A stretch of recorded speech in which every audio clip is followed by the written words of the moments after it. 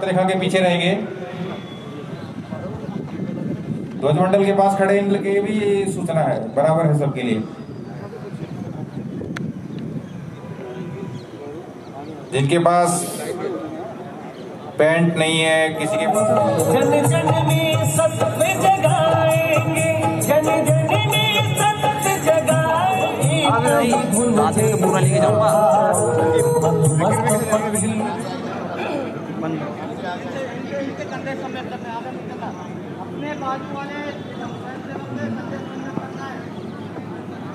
जो स्वयंसेवक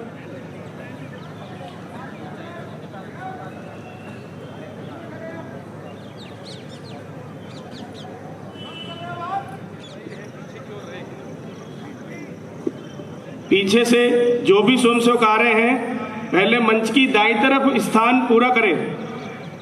दाईं तरफ आइए।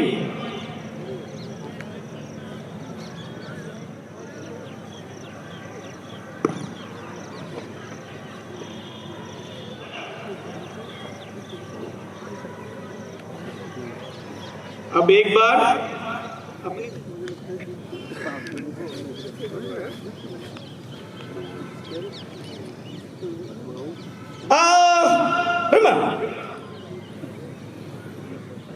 सभी अपनी कमीज की बाजू कोहनी से ऊपर तक फोल्ड करेंगे। कोहनी से ऊपर तक फोल्ड करना है।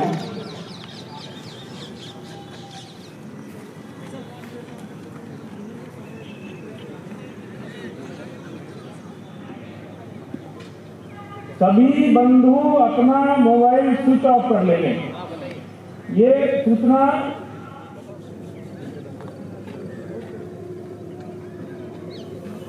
सामने पर कंप्लेंट करिए।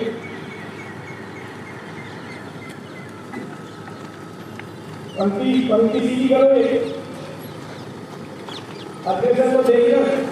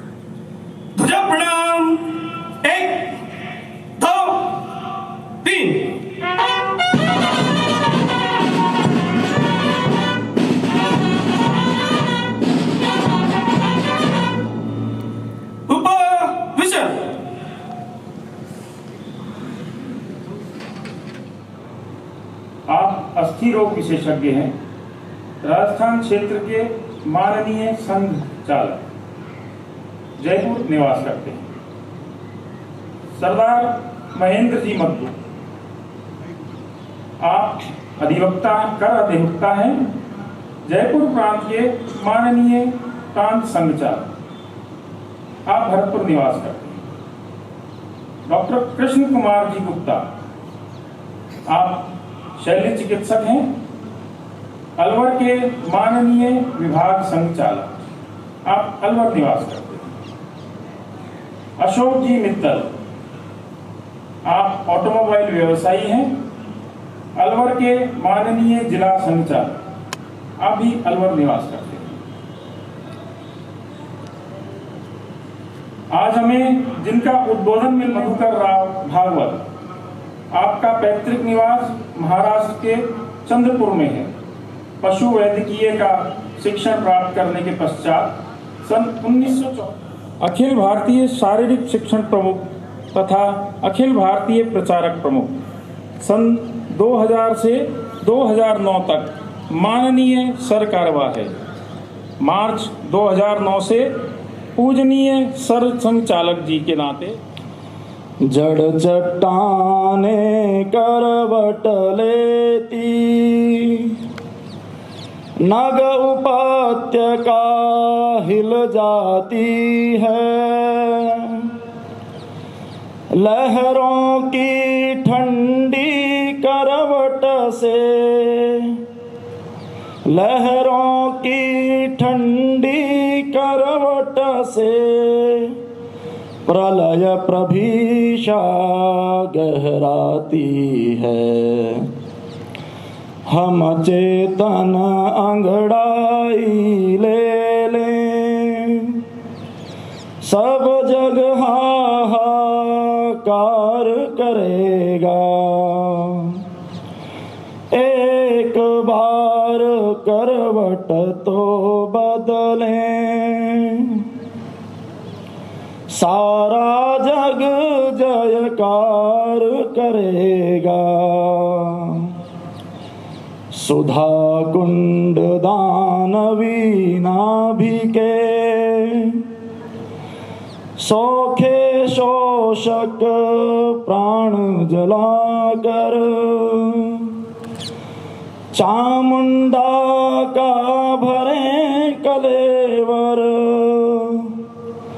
रक्त बीज का रक्त पिलाकर।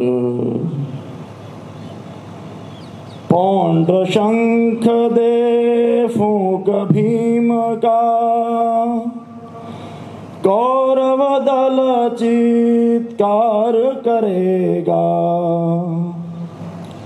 एक बार करवट तो बदलें, सारा जग जयकार करेगा।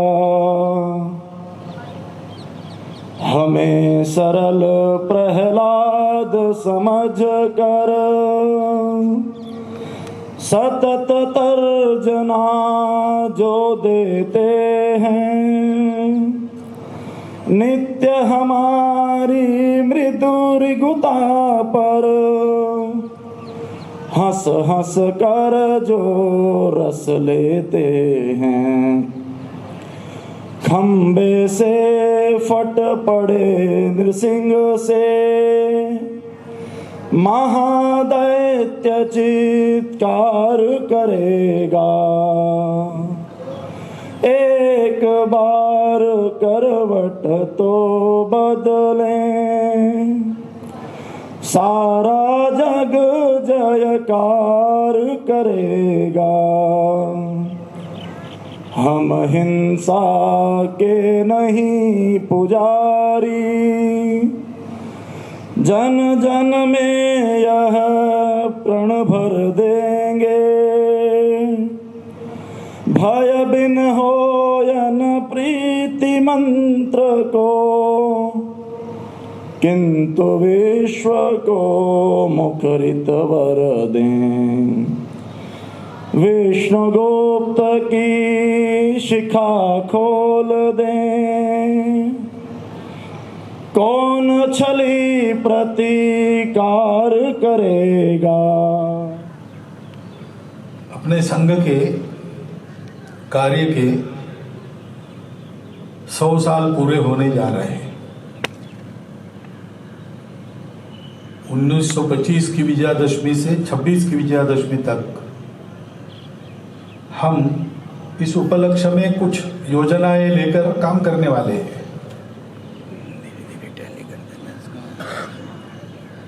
सौ साल से चला हुआ अपना कार्य है, इसलिए दीर्घ अनुभव के आधार पर उसकी एक निश्चित कार्य पद्धति हो गई है। जो पुराने लोग हैं वो उस कार्य पद्धति में प्रशिक्षित हुए हैं, उनके स्वभावगत वो कार्य पद्धति हो गई है और इसलिए वो चलती रहती है। नए लोग आते हैं, उनके लिए एक तैयार सा मॉडल है, कुछ नया करना नहीं है, उसमें मिल जाना है, उसमें लग जाना है, इसलिए बड़ी आसानी है। पद्धति खोजनी नहीं है, पद्धति निश्चित है, अनुभव सिद्ध है और प्रमाण यानी उसके जो परिणाम है परिणाम सिद्ध भी है। परंतु ऐसा जब दीर्घकाल तक एक ही पद्धति लेकर हम काम करते रहते हैं, करना तो आवश्यक है, लेकिन करते करते शरीर मन बुद्धि को आदत हो जाती है। ये अच्छी बात है, क्योंकि आदत के कारण पूर्ण कार्य क्षमता के साथ पद्धति का निर्वाह होता है और पद्धति का निर्वाह ठीक से होता है तो परिणाम ठीक से मिलते हैं। परंतु फिर शरीर मन बुद्धि आदत से काम करने लगती है, विचार से काम करना धीरे धीरे बंद हो जाता है, फिर गड़बड़ होती है। क्योंकि कार्य पद्धति में कार्य जो होता है उसके लिए कुछ कार्यक्रम होते हैं, कार्यक्रम करने से ही उसमें से कार्य निकलता है, परंतु कार्यक्रम कार्य नहीं होते। आदत लगने से कार्यक्रम तो उत्तम होते हैं, परंतु सोच के न करने से कार्यक्रमों में से कार्य का परिणाम नहीं निकलता, ऐसी स्थिति होती है। नदी में बहुत सारे पत्थर थे, गांव के पास की नदी सूख जाती थी, बरसाती नदी थी। वहां बैठकर एक आदमी रो रहा था, तो वहां से एक महात्मा निकल रहे थे। उस आदमी को पूछा, भैया क्यों रो रहे हो? उसने कहा, क्या करें महाराज जी, ऐसा नहीं है, बच्चों को खिलाने के लिए कुछ नहीं है, घर में सब रो रहे हैं भूख के मारे, मैं उनको खिला नहीं सकता, मुझे वो देखा नहीं जाता और मर भी नहीं सकता क्योंकि उतना धैर्य नहीं है, तो रोने की सिवा मेरे हाथ में क्या है? तो महात्मा जी ने कहा, भाई रोते क्यों हो, ये नदी, तो बोले वही नदी के किनारे ही तो रो रहा हूँ, इसमें भी पानी नहीं है, कम से कम डूब के मर जाता है। अब ऐसी बात नहीं, इसमें पत्थर ही पत्थर है, लेकिन उसमें एक पत्थर पारस का पत्थर, वो ढूंढ लो। पारस का पत्थर वो होता है जो लोहे से लग जाए तो लोहा सोना बन जाता है। तो एक पत्थर ढूंढ लो, तुम्हारा दारिद्र्य दूर हो जाएगा। इसको बड़ा आनंद हुआ कि चलो उपाय मिल गया, महात्मा जी ने बताया है, तो अविश्वास का तो कोई कारण नहीं। इसलिए घर में जाके एक लोहे की सींग लेके आया, नदी के पाट में खड़ा हो गया और एक एक पत्थर उठाना, लोहे की सींग को लगाना, देखना हुआ कि नहीं हुआ, फेंकना, दूसरा उठाना, ऐसा उसका शुरू हो गया।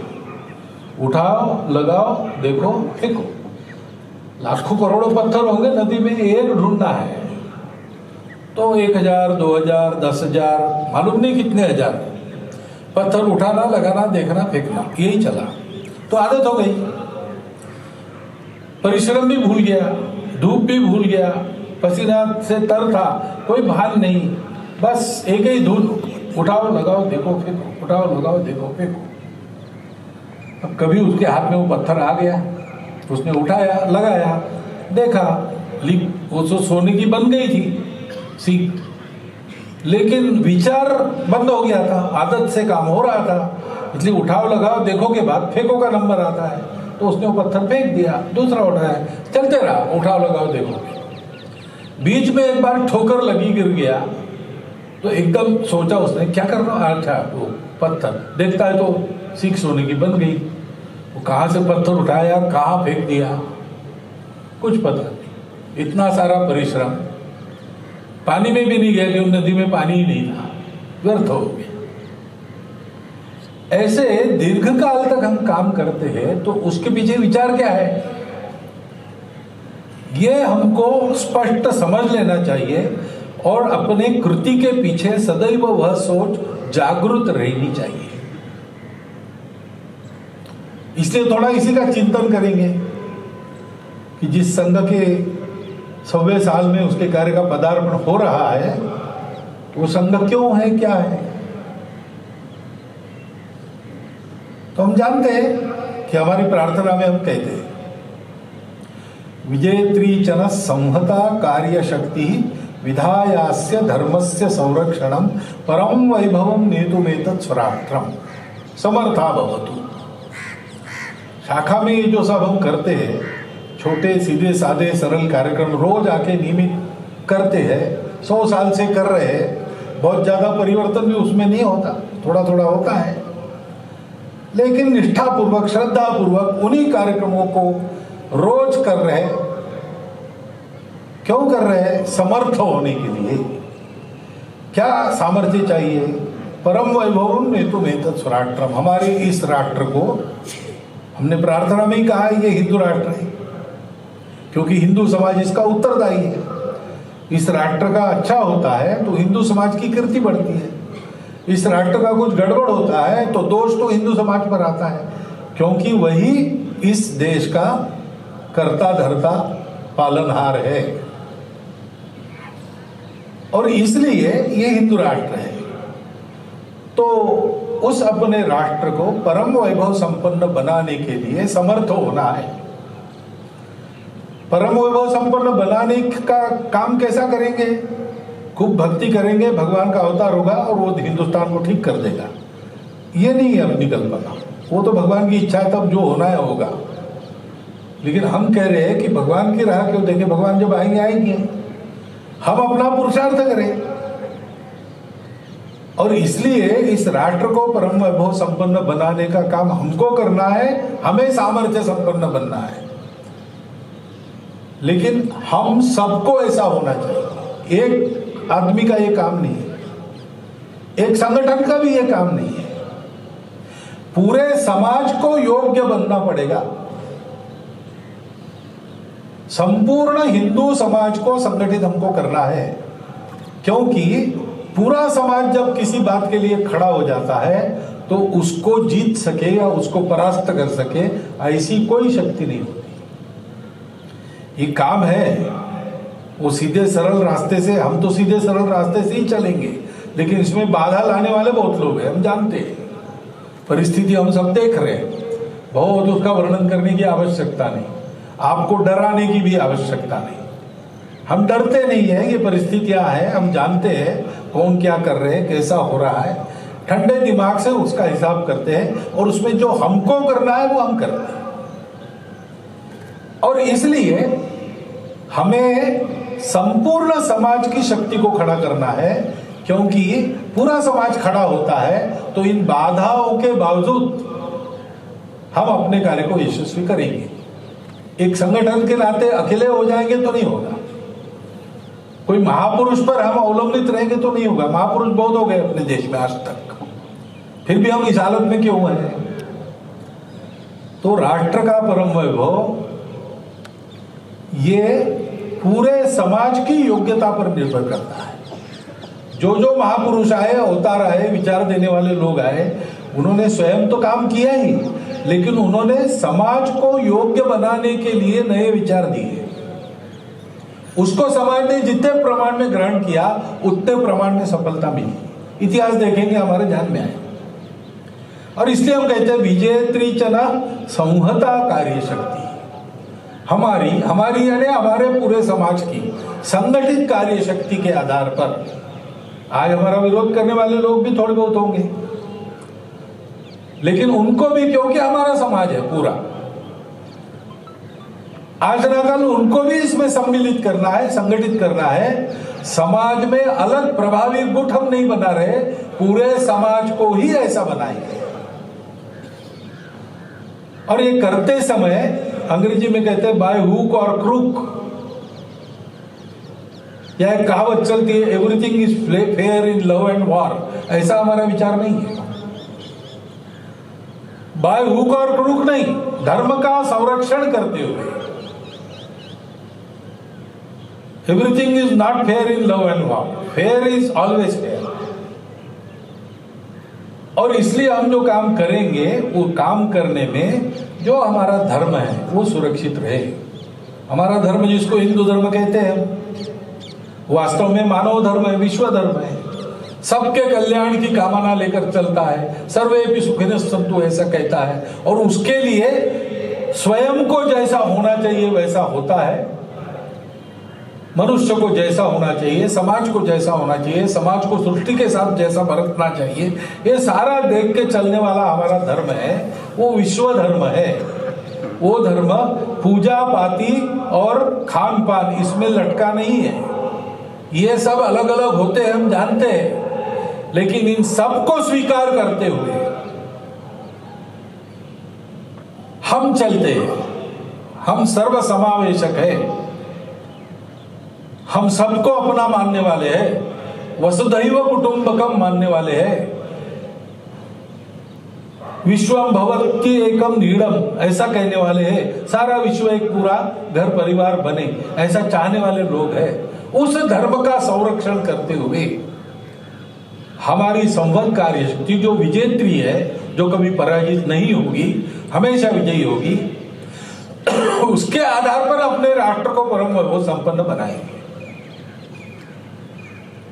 ये संकल्प लेके हम शाखाएं चलाते हैं, ये संकल्प लेके हम संघ खड़ा करते हैं। उस संघ में प्रत्येक स्वयंसेवक का संकल्प होता है, वो प्रतिज्ञा में वो कहता है अपने पवित्र हिंदू धर्म, हिंदू संस्कृति व हिंदू समाज का संरक्षण कर हिंदू राष्ट्र की सर्वांगीण उन्नति करने के लिए मैं राष्ट्रीय स्वयंसेवक संघ का घटक बना। सब प्रत्येक स्वयंसेवक के मन में ये संकल्प रहता है। इसलिए हम संघ का काम कर रहे हैं। आज हम संघ के नाते एक अलग संगठन देश में दिखता है,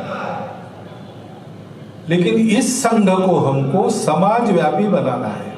पूरे समाज को ही संघ बनाना है, संघ को समाज बनाना है। इसका मतलब संघ में जो जो अच्छी बातें, संस्कार है, वो लेके हमको समाज में जाना है, उनको ये संस्कार देने हैं। पूरे समाज में यही संस्कार व्याप्त हो। विचार कुछ भी रहे, विचारधाराएं अलग अलग हो सकती है, लेकिन प्रामाणिकता, देशभक्ति, अनुशासन, सामूहिकता आदि आदि जो सारी बातें संघ कार्य में हम सीखते हैं, अपने स्व के गौरव को सीखते हैं, ये सब समाज में लेके जाना है। समाज में इसको हमको प्रवर्तित करना है, पूरे समाज को ऐसा बनाना है। और इसलिए करना क्या है? संरक्षण करना है। संरक्षण कैसे होता है? एक तो बात साफ है, सबको समझ में आती है कि संरक्षण करना है यानी कोई आक्रमण हो रहा है, तो आक्रमण हो रहा है तो उसका प्रतिकार करना, उससे लड़ना, उसको परास्त करना। कुछ खोया है तो वापस लेना, जो अपना है वो अपना है। परंतु ये भी प्रतिकार कैसे होता है? और केवल इससे होता है क्या? हमारे देश में आक्रमणों का तांता लगा, शक, हूण, कुषाण, यवन, उसके बाद इस्लाम, उसके बाद ईसाइयत, यूरोप, इनका आक्रमण हुआ। हर बार हमने प्रतिकार किया, सबको परास्त किया, परंतु बार बार आक्रमण क्यों हुआ और बार बार हम परास्त क्यों हुए? और अगर हुए हैं और वैसे ही रहे तो आगे भी ऐसा नहीं होगा, इसकी क्या गारंटी? और इसलिए हम सोचते हैं कि प्रतिकार जो होता है वो एक अंग है, छोटा अंग है, लेकिन प्रतिकार करने वालों की क्षमता, जिस बात के लिए वो प्रतिकार कर रहे हैं उस बात का उनमें होना, ये महत्व की बात है। केरल में एक लोक कथा चलती है। एक राजा था, उसका एक पुत्र था, उसका नाम उदयनंद।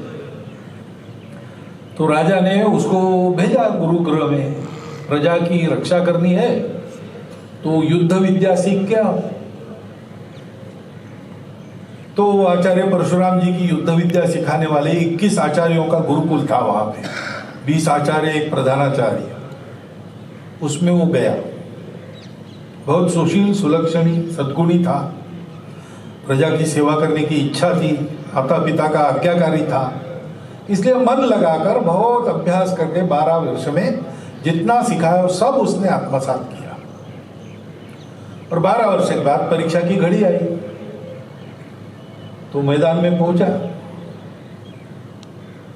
प्रधानाचार्य को आगे करके 20 आचार्य बैठे थे। आ गया उनके सामने, शस्त्र अस्त्र लेकर नमस्ते किया, नमस्कार किया और कहा कि गुरुजी मैं तैयार हुआ, मेरी परीक्षा लीजिए। तो प्रधानाचार्य ने पूछा, अच्छा तुम्हारी परीक्षा लेते हैं, लेकिन बताओ 12 साल में तुम कितना सीखे? उसने कहा कि महाराज आपकी कृपा से मैं जो सीखा हूं, मैं 10,000 लोगों से अकेला लड़ सकता हूं। तो प्रधानाचार्य कहा ऐसा करते हैं, तुम कल फिर से आओ, थोड़ा सोच के आओ। अच्छा है तुम इतना सीखे हो, परीक्षा लेंगे हम, तो थोड़ा सोच के कल आना, कल लेंगे परीक्षा। तो इसको ध्यान में आया कि कल बुलाया यानी आज फेल हो गए, तो कहाँ गड़बड़ हो गई, सोचता रहा रात भर। तो उसको ध्यान में आया, दूसरे दिन पहुंचा और वही प्रश्न किया कि बताओ कितना सीखे हो? तो कहा गुरुजी कल मैंने गलती की, वो 10,000 लोगों से क्या लड़ना, 10,000 लोगों से अकेला आदमी कैसे लड़ेगा और 10,000 लोग एक से कैसे लड़ेंगे? चारों ओर से घेरा डाल के भी 10,000 आदमी अगर भिड़ जाएंगे एक पर, तो 10,000 लोगों के मार तो उस तक नहीं पहुंच सकते, तो आपस में ही टकरा जाएंगे। हम लोग जानते हैं, तृतीय वर्ष तक हम शिक्षा लेते हैं, तो युद्ध विद्या में आखिरी होता है 1 विरुद्ध 27, क्योंकि सबसे अंदर का जो घेरा है वही मार सकता है, और घेरा अधिक से अधिक 27 लोगों का हो सकता है, इससे ज्यादा हो नहीं सकता। तो उसने कहा कि मैं कल गलती कर गया, तो अंदर के घेरे से ही मुझे लड़ना है, तो मैं 27 लोगों से लड़ सकता हूं।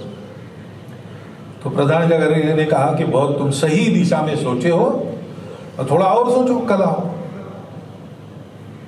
अब क्या हुआ भाई, अब क्या गलती हुई? फिर से रात भर सोचा, तो उसको ध्यान में आया। दूसरे दिन गया, फिर पूछा वही। उन्होंने कहा गुरुजी जरा अहंकार में कल ज्यादा बोल गया, क्षमा करना।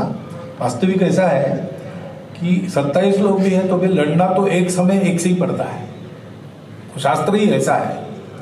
27 लोग एक साथ लड़ेंगे एक से, तो एक की तो चटनी हो जाएगी। तो उसका ये काम है कि एक का मार रोको, दूसरे को धौस बताओ, तीसरे को पीट के चौथे के पीछे से बाहर चले जाओ घेरे के, और उसके बाद कभी एक से ज्यादा लोगों को सामने नहीं पड़ने देना।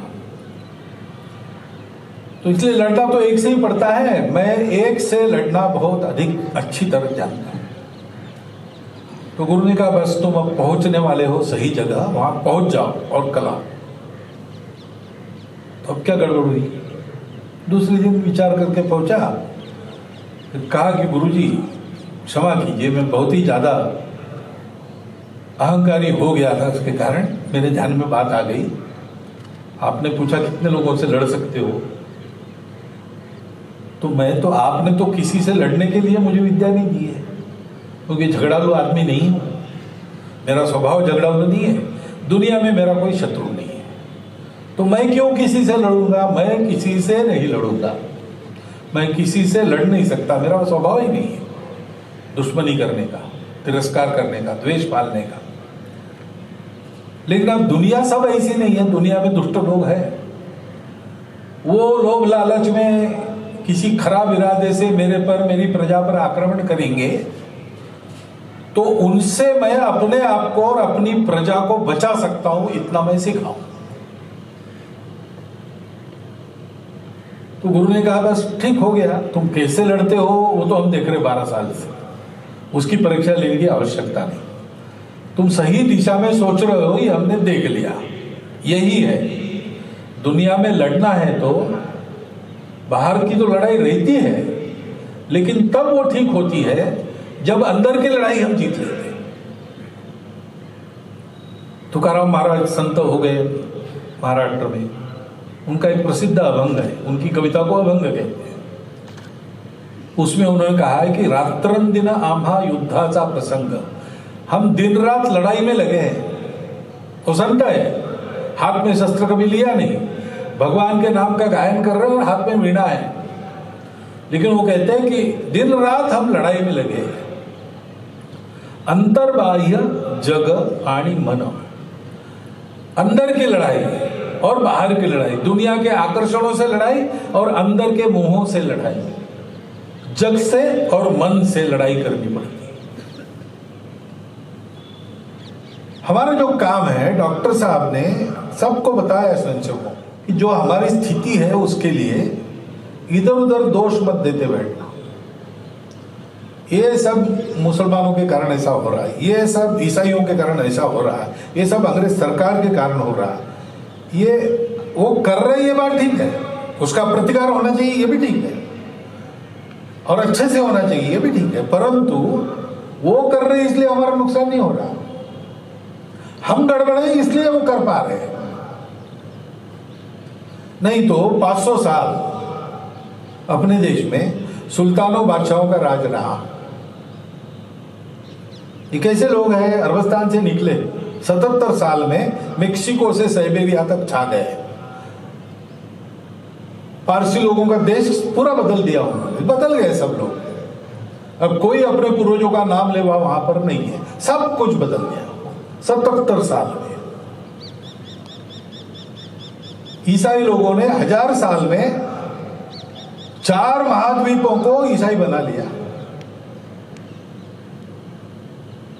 और एशिया में भी बहुत सारे ईसाई देश हैं,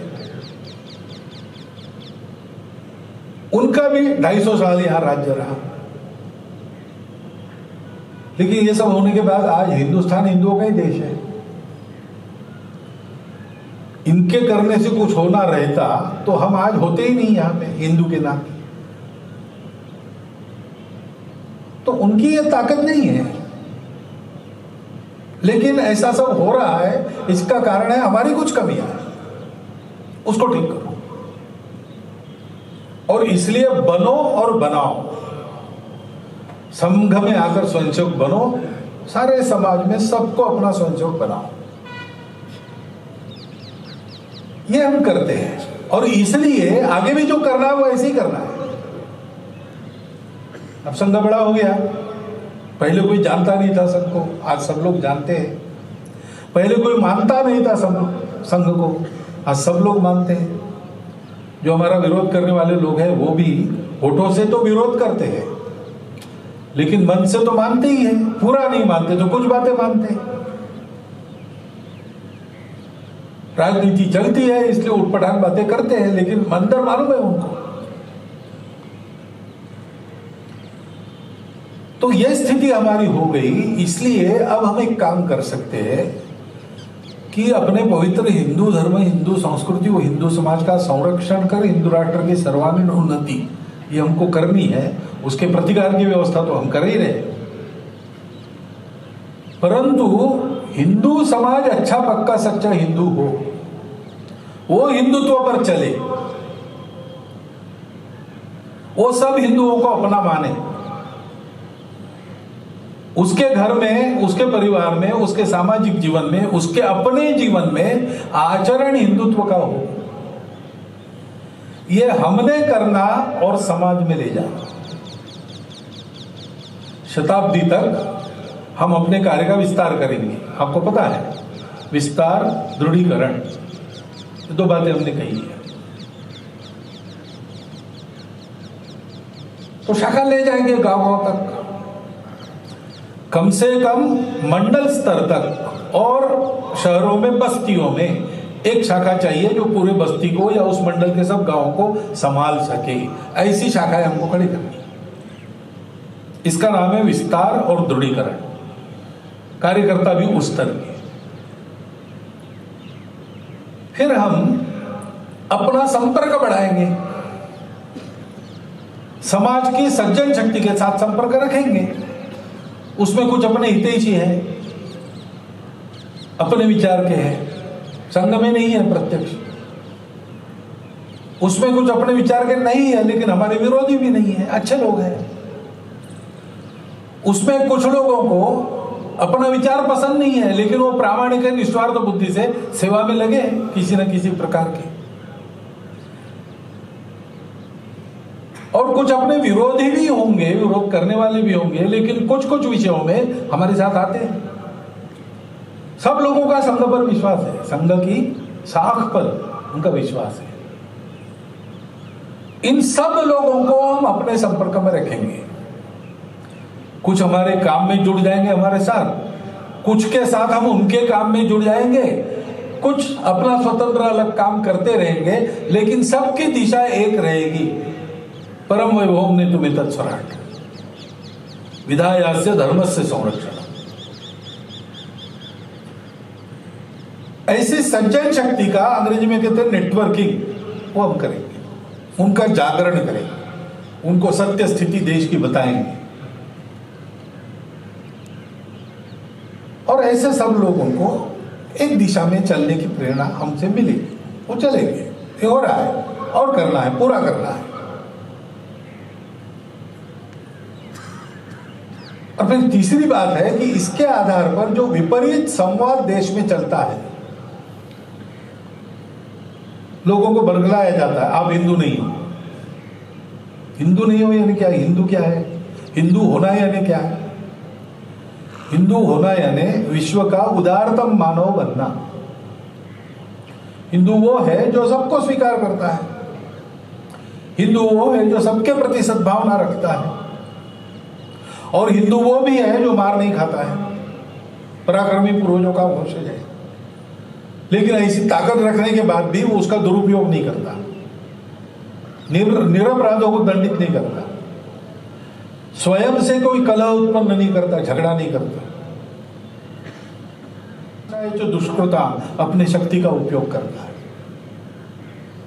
विद्या का उपयोग विवाद पैदा करने के लिए नहीं करता, ज्ञान देने के लिए करता है। धन का उपयोग मदमस्त होने के लिए नहीं करता है, दान देने के लिए करता है।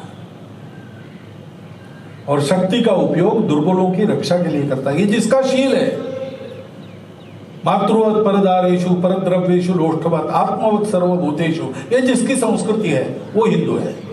पूजा किसी की भी करता हो, भाषा कोई भी बोलता हो, किसी भी जात पात में जन्मा हो, किसी भी प्रांत का रहने वाला हो, कोई भी खान पान रीति रिवाज को मानने वाला हो, ये मूल्य जिनके हैं, जिनकी ये संस्कृति है, वो सब हिंदू है। लेकिन संवाद ऐसे चलता है, आपका देवी देवता अलग है, आपके रिवाज अलग है, आपका वंश अलग है, आपका ये अलग है, इसलिए आप अलग हो। दुनिया सारी विविधता में अलगाव देखती है। भारत एक है जो जानता है, इसलिए विविधता के नीचे जो एकता है उसको देखता है। उसको मालूम है कि वास्तव में विविधता नहीं, प्रकार है, डाइवर्सिटी नहीं, वैरायटीज है, यूनिटी की ही डाइवर्सिटी है। संवाद हम बदलेंगे, विमर्श बदलेंगे, और प्रत्यक्ष आचरण में सारी बातें आए। इसलिए 5 मुद्दे आज चुनेंगे जिनको हम लागू करेंगे। समाज में लागू करना है तो पहले अपने जीवन में होने चाहिए। वो मुद्दे मालूम है आपको। पहला है सामाजिक समरसता। अपने धर्म को हम भूल गए, अपने स्वार्थ और भेद के अधीन हो गए, और इसलिए धर्म के नाम पर बहुत बड़ा अधर्म जाति भेद का चला, छुआछूत का चला, ऊंच नीच भाव पैदा हो गए, श्रेष्ठ कनिष्ठ ऐसा हो गया। यह चित्र हमको पूरा मिटा देना है। हम संघ के स्वयंसेवक है, हम जिस कार्य क्षेत्र में रहते हैं, जितना हमारा संचार है, जितना हमारा कार्य क्षेत्र है, उसमें बाहर के लोग जितने प्रकार के हिंदुओं को मानते हैं, हम तो एक ही मानते, पूरा हिंदू समाज अखंड है, एक है, कोई भेद नहीं है, सब व्यवहार आपस में चल सकते हैं।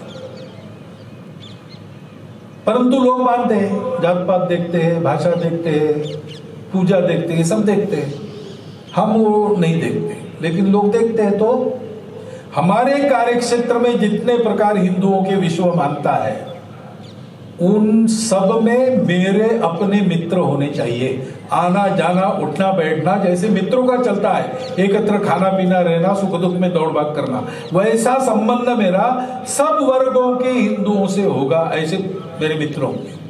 और कुटुंब के भी मित्र होते हैं, अड़ोस पड़ोस होता है, ऐसे संबंध होते हैं। एक दूसरे के यहाँ मंगल कार्य में कोई घटना घटी उसमें जाते हैं, सुख दुख में पूछताछ करते हैं, एक दूसरे को निमंत्रण करते हैं। ऐसे मेरे कुटुंब के मित्र कुटुंब भी सभी प्रकार के हिंदुओं में होंगे। यहां से शुरू करना, आगे फिर जितना बढ़ सकते बढ़िए। प्रत्येक स्वयंसेवक का अब ये प्रयास होना चाहिए, आने वाले 2 वर्षों में ये स्थिति अपनी बननी चाहिए कि सारे अपने मित्र हिंदू समाज के जितने प्रकार माने जाते हैं उन सब प्रकारों से है, और मेरे कुटुंब के मित्र कुटुंब उन सब मित्र कुटुंबों में से है। इसलिए घर में भी अपने को समझाना पड़ेगा, समझाएंगे, तैयार करेंगे सब। और शाखा के नाते, संघ के नाते, जहां अपना समूह प्रभावी है, उसकी शक्ति है, वहां पर कम से कम मंदिर पानी स्मशान तो सब हिंदुओं के लिए खुला होगा। अपने आप पहले से बने हैं, ज्ञाति के स्मशान बने हैं, वो बने, ठीक है, बन गए, ठीक है, लेकिन उसमें किसी हिंदू को इस ज्ञाति का नहीं इसलिए मना नहीं किया जाएगा। पनघट सबके समान हो, किसी को मना नहीं किया जाएगा। पहले से ये चलता आया तो गांव गांव में अलग अलग कुएं बने हैं, वो अलग अलग रहे, उसमें कोई नहीं, लेकिन वहां पानी सब बच सकते हैं। और मंदिर भगवान है, हिंदुओं के भगवान है, तो सारे हिंदू आ जा सकते हैं, दर्शन कर सकते हैं।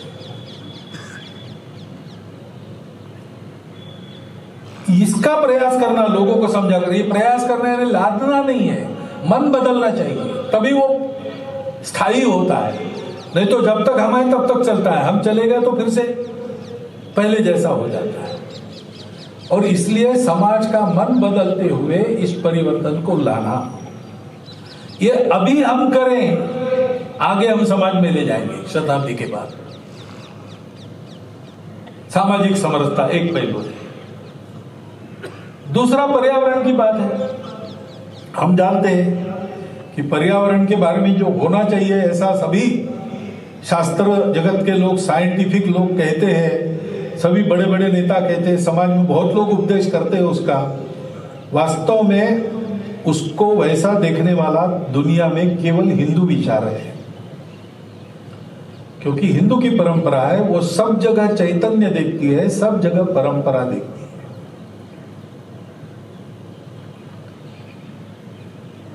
किताब को पैर लगा, कौन सी किताब है नहीं देखते हम, पैर लगा तो हम ऐसे झुककर नमस्कार करते हैं। आदत पड़ गई है, मालूम भी नहीं होगा पर्यावरण का विषय, लेकिन ये आदत पड़ गई है। भूमि का वंदन करते हैं, विष्णु पत्नी नमस्तुभ्यम पादस्पर्शम क्षमस्वमी, चलना पड़ता है जमीन पर, लेकिन उठते ही पैर रखने के पहले नमस्कार करते हैं, क्षमा मांगते हैं और फिर अपना व्यवहार करते हैं। सांप की पूजा करते हैं, गाय को माता मानते हैं, नदी को माता मानते हैं, पर्वतों की प्रदक्षिणा करते हैं, क्योंकि हम मानते हैं कि ये सब चैतन्य में है, निर्जीव कुछ नहीं है, सब में जान है और सब पवित्र है। अपवित्रता कहीं भी नहीं है, अस्वच्छता हो सकती है, अपवित्रता कहीं भी नहीं। यह विचार केवल हमारा है, दुनिया में किसी का नहीं है ऐसा। और इसलिए पर्यावरण के बारे में जो जो होना चाहिए वो हमको करना है। छोटी बातों से प्रारंभ करना, अपने घर में पानी बचाओ, सिंगल यूज प्लास्टिक हटाओ और पेड़ लगाओ। घर को हरित घर बनाना, घर में हरियाली, घर के आंगन में बगीचा, और सामाजिक उपक्रमों में भी अधिक से अधिक पेड़ लगाना अभी अपना चल रहा है एक उपक्रम यहाँ पे। ये हमने करना है, प्रत्येक ने हमारे घर में इसकी समझदारी उत्पन्न करना है। तीसरा है, इसके लिए अपने परिवार को भी सिखाना पड़ेगा। दुनिया में संस्कार भ्रष्टता बहुत है, हम समाचार पढ़ते हैं, बाहर देशों में बच्चे बंदूक लेके जाते स्कूल में और अपने स्वाध्याय को गोलियों से भून जाते। संस्कार चला गया, कोई मानवता रही नहीं। और बाहर क्या, अपने देश में भी हम देखते हैं संस्कारों की घटता। मीडिया का जो दुरुपयोग है उसके कारण नई पीढ़ी बहुत तेजी से अपने संस्कार भूल रही और उधर जा रही। बताने वाला कोई नहीं, सबके हाथ में मोबाइल है, घर में बात नहीं होती, सब आते हैं अपना अपना मोबाइल खोल के उसी में बैठ जाते हैं। किसी का किसी से कोई संबंध नहीं रहा। परिवार यानी एक घर में रहने वाले पुरुष, महिला, बच्चा, बच्ची, इतना ही रहा है। उनका कोई आपस में संबंध है, आत्मीयता है, कोई परंपरा का वहन करना है परिवार के द्वारा। वो परिवार समाज का यूनिट है, सांस्कृतिक, आर्थिक, सब प्रकार से। ऐसी कोई बात दिखाई देती है अभी, लेकिन लुप्त तो हो रही तेजी से। और इसको समझाना हमारा अपने परिवार से शुरू होना चाहिए। इसलिए सप्ताह में एक बार निश्चित समय पर शाम को अपने घरों में सबने रहना, कार्यकर्ताओं ने भी उस दिन अपने घर में उस समय रहना, अपने श्रद्धानुसार घर में भजन पूजन हो जाए। उसके बाद घर में बनाया हुआ भोजन आनंद से करना, नींद में नहीं निकालना, और फिर 2-3 घंटा गपशप करना। गपशप के 2 विषय। पहला है कि अपनी परंपरा क्या है, अपनी यानी अपने कुल की परंपरा, अपने परिवार की परंपरा। उसमें जो अच्छा है, कालो सुसंगत है, वो हमने बचा के रखा है कि नहीं, और जो बदलना चाहिए वो बदला कि नहीं। ऐसे ही अपने देश की परंपरा है, उसमें भी जो कालो सुसंगत है, अच्छा है, हमने बचा के रखा कि नहीं, जो बदलना चाहिए वो बदला कि नहीं, वो कैसे बदलना आवश्यक है और कैसे बचाव करना आवश्यक है, इस पर चर्चा करना। नियम नहीं बताना, चर्चा करना सबने मिलकर। मोबाइल बाहर रख के आना उस समय, और उसमें से कुछ छोटे ही सहमति बनेगी। अपने घर में ये होता नहीं है, ये करना चाहिए, अपने घर में ये हो रहा है, उसको बाहर कर देना चाहिए। ऐसा सबकी मिलकर सहमति बनेगी, वो लागू करो हर हफ्ते ऐसे बैठना। और दूसरा विषय होगा कि हम सब लोग अपने लिए बहुत कुछ करते हैं, रोज करते हैं। हम सब लोग अपने परिवार के लिए भी करते हैं, रोज करते हैं। क्योंकि हम ठीक है, सिर सलामत तो पगड़ी 50, और हम ठीक तब रहते जब अपना परिवार ठीक है। लेकिन परिवार और हम दोनों जिसके कारण ठीक रहते वो हमारा समाज है। उसके लिए हम रोज क्या करते हैं, कितना समय देते हैं, कितना खर्चा करते हैं, इसका विचार करके कुछ छोटे छोटे संकल्प सब लोग ले, सब लोग कुछ ना कुछ कर सकते हैं। छोटा बालक भी कम से कम अपने जन्मदिन के समय, और जिनको बुलाते नहीं घर के अंदर, उनको बुला सकता है, उनके साथ नाता जोड़ सकता है, उनको आदर सम्मान पूर्वक खिला सकता है। जन्मदिन मना रहे तो केक क्यों काटना भाई, मोमबत्ती क्यों बुझाना। जन्मदिन है तो हम भगवान के यहाँ जाएंगे, दर्शन करेंगे, अपने घर में माता पिता का वर्णन करेंगे, वंदन करेंगे, दीप जलाएंगे, और फिर किसी ऐसे स्थान पर जाकर वहां हमारे सानिध्य की, प्रेम की, स्नेह की, थोड़े बहुत दान की आवश्यकता है, वो करेंगे। छोटी बात है। ऐसे छोटे छोटे संकल्प लेकर सब लोगों ने सक्रिय होना, इसको कहते हैं कुटुंब प्रबोधन। अपने घर के अंदर भाषा, भूषा, भजन, भवन, भ्रमण, भोजन अपना होना चाहिए। बाहर हमको मजबूरी में क्या करना पड़ता है पता लगे, घर की चौखट के अंदर ये सब नहीं चलेगा, ये सब अपना होगा। भाषा, भूषा, भ्रमण, भजन, भोजन, भ्रमण। और हमारा परिवार मोहल्ले का आधार रहेगा, क्योंकि वो केवल अपने लिए नहीं जीता, वहां के व्यक्ति केवल अपने लिए नहीं जीते, परिवार और अपना ख्याल तो रखते ही है, लेकिन मोहल्ले का ख्याल रखते, समाज का ख्याल रखते। ये परिवर्तन अपने परिवार में और इन सारे विषयों की समझ उसमें से आनी चाहिए। और महत्व की बात है इसमें, स्व का बोध, हम कौन है, स्वदेशी से लेकर तो स्व गौरव तक सारी बातें, उसका प्रबोधन होना चाहिए और उसका आचरण होना चाहिए। जो घर में बनता है वो बाहर से नहीं लाना। अगर लाना है तो उस पर रोजगार किसी का चलता है, इसलिए लाना अपने यहाँ। जो अपने देश में बनता है वो बाहर देश का नहीं खरीदता। उसके बिना काम चलाना अगर अपने देश में बनता नहीं है तो, और नहीं ऐसे चले ही नहीं सकता, जीवन आवश्यक है तो ठीक है, अपने शर्तों पर खरीदेंगे, फिजूल खर्ची नहीं करना। मिक्सर बिगड़ गया और डाल दिया कूड़े में, दूसरा नया लेके आए, तो भाई वो रिपेयर हो सकता है कि नहीं पहले देखो। मितव्ययिता से रहना, सादगी से रहना, वैभव का प्रदर्शन नहीं करना, शादी ब्याह में फालतू खर्चा नहीं करना, उतना खर्चा आप समाज की सेवा में लगाओ, मंगल निधि दो बचा के। ये स्वदेशी है, इसमें स्व का बोध है। स्व का बोध होता है तो अपने हम कौन इसका बोध होता है तो हमारे कौन ही ध्यान में आता है। ये सब जो है दुखित पीड़ित लोग वो हमारे अपने हैं, हम उनकी सेवा करेंगे, उन पर उपकार नहीं है। हमारा कर्तव्य हम भूल गए थे, हम करने लगे, हमारे पापों का क्षालन है, ये भाव आता है। और आखिरी बात है नियम पालन करके चलना, नागरिक अनुशासन, नागरिकता बोध।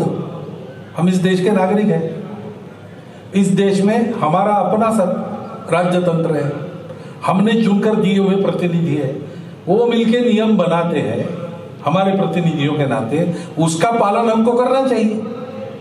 छोटी छोटी बातें, टैक्स समय पर भरो, लाल बत्ती मत तोड़ो।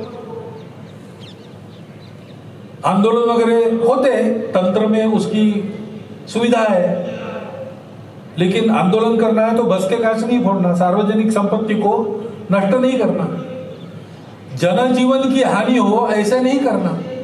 अपना समाज है, उच्छृंखलता यानी आंदोलन नहीं है। धीरे धीरे हम स्वयं ऐसा करें और अड़ोस पड़ोस में बात करके सबका स्वभाव ऐसा बनाए।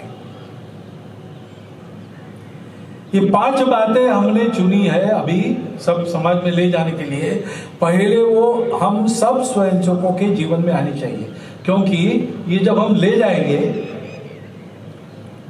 तो उसमें समाज ये नहीं देखेगा कि मोहन भागवत क्या बोल रहे हैं। मोहन भागवत कुछ भी बोल रहे हो, समाज देखेगा कि मेरे पड़ोस में रहने वाला संघ का कार्यकर्ता वो ये सब कर रहा है कि नहीं। वो कर रहा है तो वो अनुकरण करेगा, नहीं तो सुनेगा वाह वाह बहुत अच्छी बात है, ऐसा कहेगा, करेगा नहीं। हमको इसको समाज में ले जाना है, इसलिए आने वाले 1.5-2 साल में ये अपने घर का, अपने जीवन का, अपने सामाजिक क्रियाकलापों का और अपने आजीविका के क्रियाकलाप का ये चित्र बनना चाहिए। एक तरफ नित्य शाखा में आकर अपने आप को योग्य बनाते रहना, समझकर सारे कार्यक्रम करना, उसमें से जो गुण संपादन होता है वो होना चाहिए, उसके लिए उत्कृष्ट होना चाहिए हर कार्यक्रम, तो उसमें आनंद होता है, आनंद से संस्कार होता है। और दूसरी तरफ इन 5 बातों को अपने जीवन के चारों पहलुओं में लागू करते हुए इसके बारे में परिचितों से संवाद करना, ये काम हमको करना है। शताब्दी के बाद इसको समाज में ले जाना है, ये हमारे सामने आज है। सब कुछ करते समय इस विचार को मन में सदैव जागृत रखकर, सजग होकर ये सारे काम करना, इसकी आवश्यकता आज है। उसके अनुसार अपनी योजनाएं बन रही है, उनको यशस्वी करना हम सबके हाथ में है, वैसा हम करें। इतना एक अनुरोध आपके सामने रखता हूं और मेरे 4 शब्द समाप्त कर।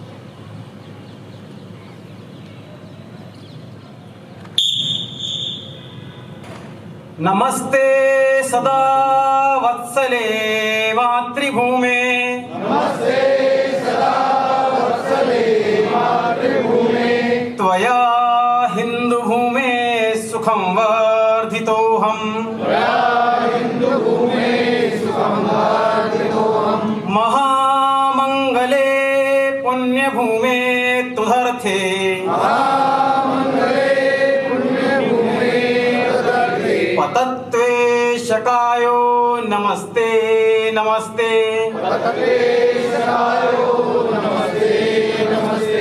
प्रभो शक्तिमन् हिंदू राष्ट्रांग भूता।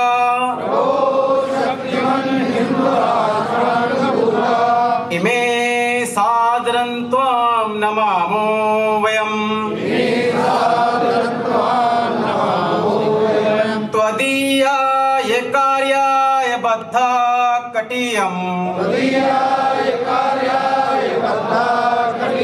शुभामाशु संदेहि तत्पूर्तये। अजय्याञ्च विश्वस्य देहि शक्तिम्। सुशीलं जगद्ध्येन नम्रं भवेत्। स्मृतं चैव यत्कण्टकाकीर्णमार्गम्। स्वयं स्वीकृतं न सुगङ्कार्ये। समुत्कर्षनिःश्रेयसस्यैकमुग्रम्। परं साधनन्नां वीरव्रतम्। परं वै भवन्नेतु मे तदन्तः स्फूर्तुरक्षया ध्येयनिष्ठा। हृदन्त प्रजागर्तु तीव्रानिशम्। विजेत्री च नः संहता कार्यशक्तिर्। विधायास्य धर्मस्य संरक्षणम्। परं वै वन्नेतु मे तत्स्वराष्ट्रम्। समर्था भवत्वा शिशाते वृषम्। भारत माता की जय। ध्वजा प्रणाम। 1 2 3।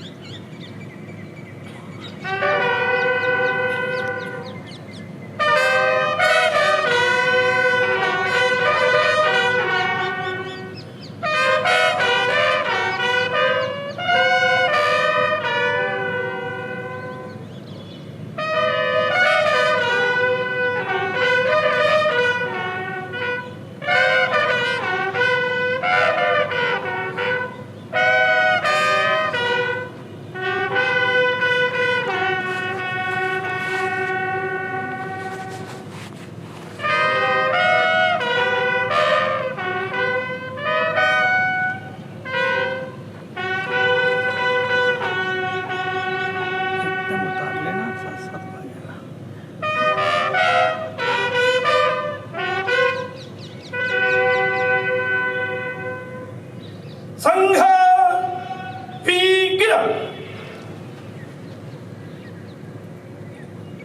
वाम वृत आह्रम।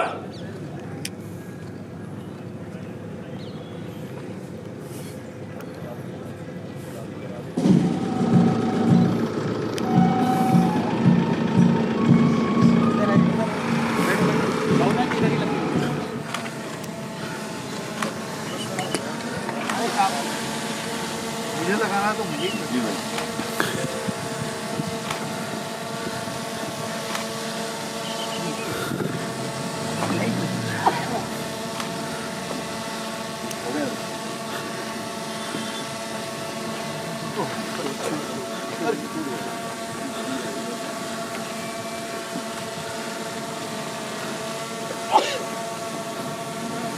पूरा करना है क्या?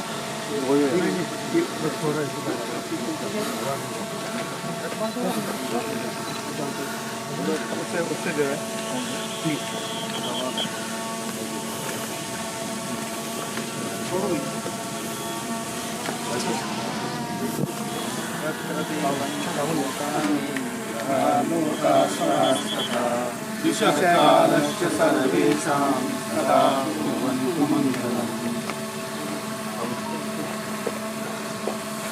ठीक है।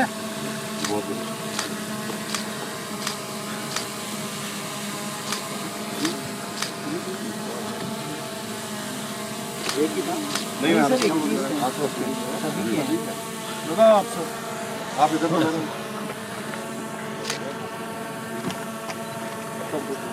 हाँ, सबको आपके नाम पे अरे टेढ़ा तो नहीं हुआ? जय माधव, सुनो कैसे जय माधव इस तरफ डालना। हाँ इधर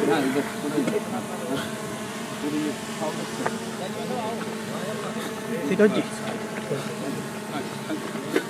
यस लग है। छोड़ दीजिए।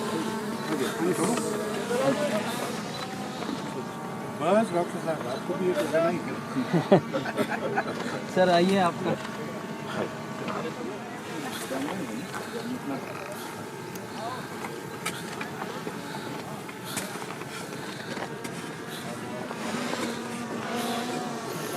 जी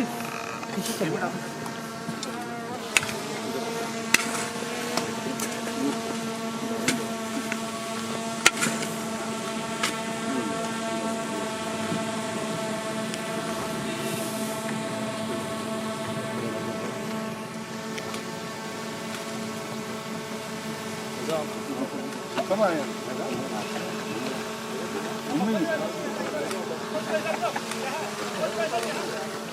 ठीक है सर।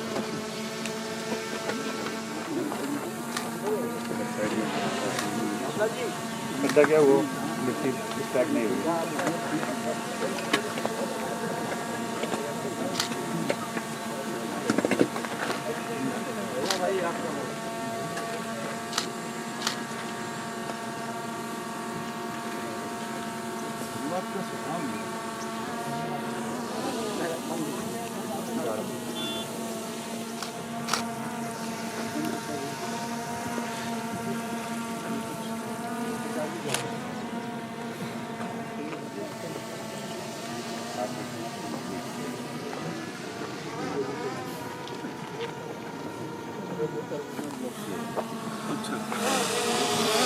उधर चप्पल इधर चल ये थोड़ा सा इधर चले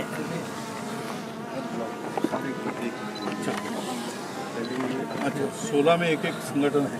16 में ये इसमें हमारी जो सबसे बड़ी समस्या है फॉरेस्ट को ले जाना है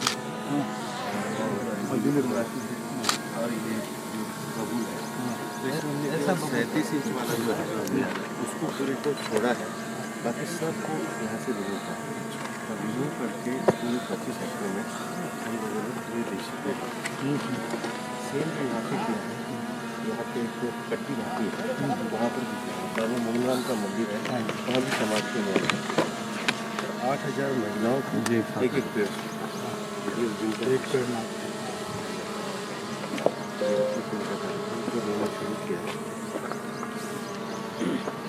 10,000 एक साथ खड़े हैं सर हर पिट पे शहर के लोग हैं और सारे सामाजिक संगठन है। एक इंडियन तिब्बत बॉर्डर पुलिस के ट्रेनिज थे सर उन्होंने भी यहाँ पूरा प्लांटेशन किया है और उन्होंने 30,000 पेड़ खुद भी लगाए प्रेरणा से अपने कैंपस में sir.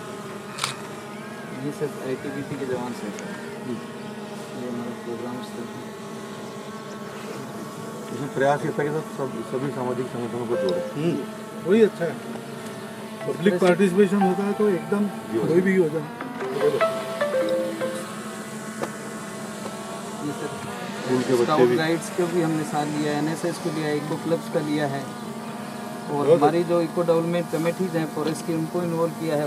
Forest protection management committees हैं उनको इन्वॉल्व किया है और पुलिस प्रशासन तभी इस बार शहर के लोगों का ज़्यादा रुझान रहा है सर। अलवर में 1.5 से 2 लाख पौधे इसी अभी क्या है पर्यावरण के बारे में अवेयरनेस खूब ये सामाजिक संगठन से कम 1.5 से 2 लाख पेड़ लगा दिए हम लोग। उसी की प्रेरणा है। इसी वर्षा ऋतु में है सर एक दिल्ली मीटिंग हुई थी commission for air quality management यहाँ का प्रेजेंटेशन हुआ था तो उन्होंने काफ़ी सराहा था कि बहुत अच्छा वर्क हुआ है। बाबा मोहन प्रोग्राम पर मंदिर है, वो भी हमारा 7 अक्टूबर को लगा।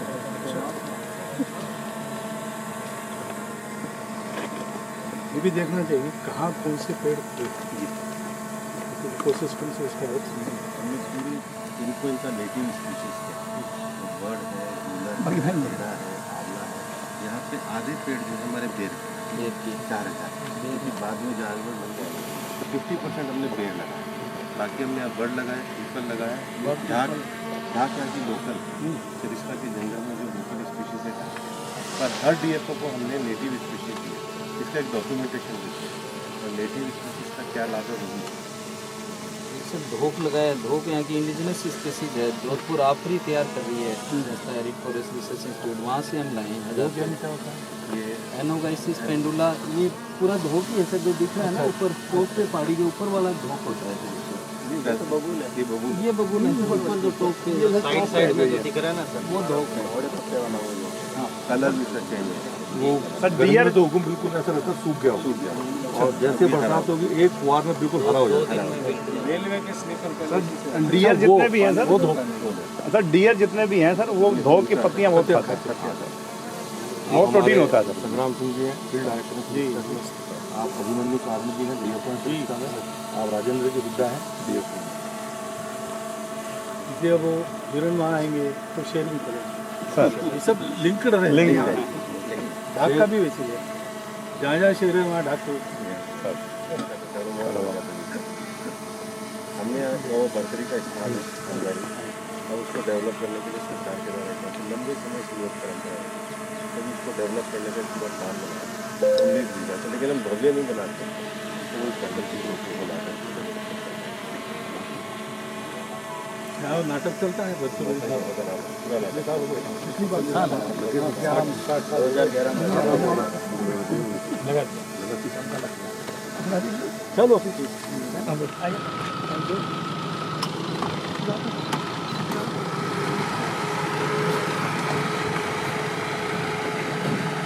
बैठिए गाड़ी में, इधर इधर